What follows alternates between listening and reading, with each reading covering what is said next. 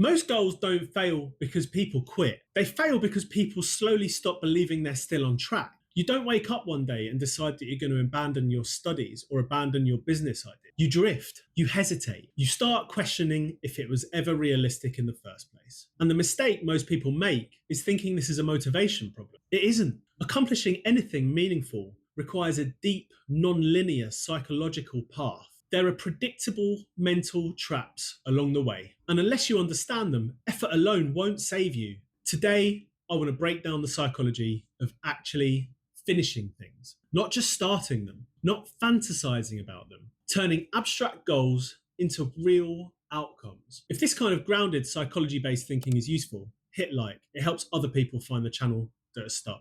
Most people think accomplishment starts with motivation. It doesn't. It starts with definition. Vague goals create vague outcomes. Get fitter, learn a language, build something on the side. Your brain doesn't know what to do with that, so it procrastinates. Psychologically, clarity reduces cognitive load. It gives your brain a target it can orient around. This is where most people misuse SMART goals. They focus on the mechanics, but miss the meaning. What actually matters is why the goal exists. Research shows goals tied to intrinsic motivation, curiosity, autonomy, mastery are far more effective than goals driven by status or comparison. And this is where WOOP comes in. Wish, what do you want? Outcome, why does it matter emotionally? Obstacle, what will realistically get in the way? Plan, what will you do when that obstacle appears? This is called mental contrasting. You don't visualize success, you visualize the friction, because friction in life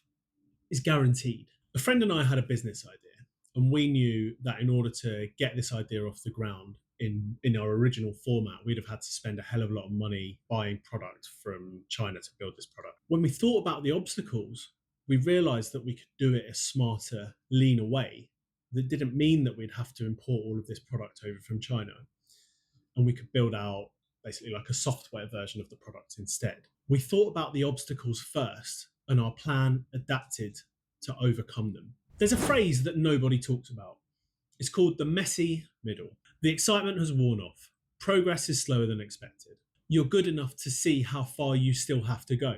Psychologically, this is where most goals die. Not because people lack ability, but because they misinterpret discomfort. High achievers don't avoid this phase. They expect it. This is where grit really matters. Not blind persistence, but sustained effort in the absence of feedback. And this is where people also misunderstand failure. Failure isn't a verdict, it's data.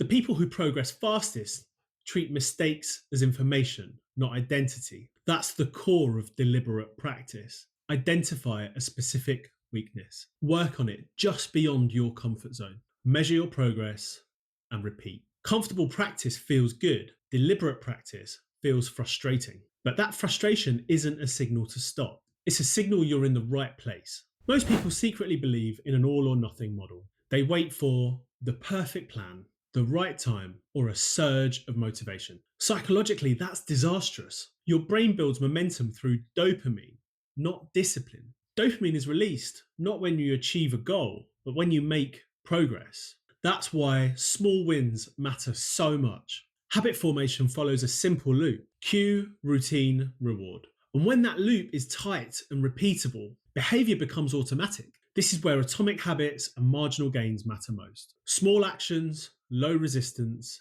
repeated daily. Compounding doesn't just apply to money, it applies to effort too. People who accomplish big things don't just work harder every day. They make it easier to keep going. Think about when you go to the gym. If you haven't been for a long time, you go to the gym and afterwards your body aches. You feel weak when you're in there because you haven't lifted what you thought you would be able to. When you go regularly, your body doesn't hurt so much. You build muscle faster and you unlock greater results. It's exactly the same in all aspects of life. Unlock your simple loop. How you talk to yourself really matters, but not in the way that motivational quotes would have you believe. The key distinction is between a fixed mindset, I'm either good at this or I'm not, and a growth mindset. Skill is built through effort and feedback. But there's a more practical concept underneath this: self-efficacy. Self-efficacy isn't just confidence in general, it's belief in your ability to handle this specific challenge, and it's built through evidence. Every small promise you keep to yourself strengthens it. Every abandoned commitment weakens it. That's why finishing small things matters so much psychologically. You don't build belief by telling yourself that you're capable. You build it by proving it quietly and repeatedly. I once had two people on my team, and they both had very similar levels in terms of their roles at work.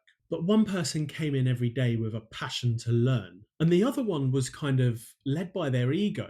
They thought they were really good at some things and would rather just focus on that, and they didn't focus on the things that they needed to improve. Guess which one got promoted first? Accomplishing anything meaningful isn't just about talent, it's about clarity before motivation, persistence through the messy middle, systems that reward your progress, and belief built on your actions, not affirmations. The path is non-linear. The doubts are normal. The friction is all part of the process. If you're feeling stuck, overwhelmed, or behind, it doesn't mean that you're failing. It just means you're somewhere in the middle.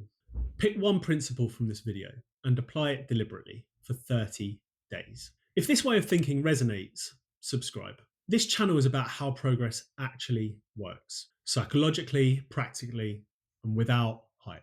Thank you for watching.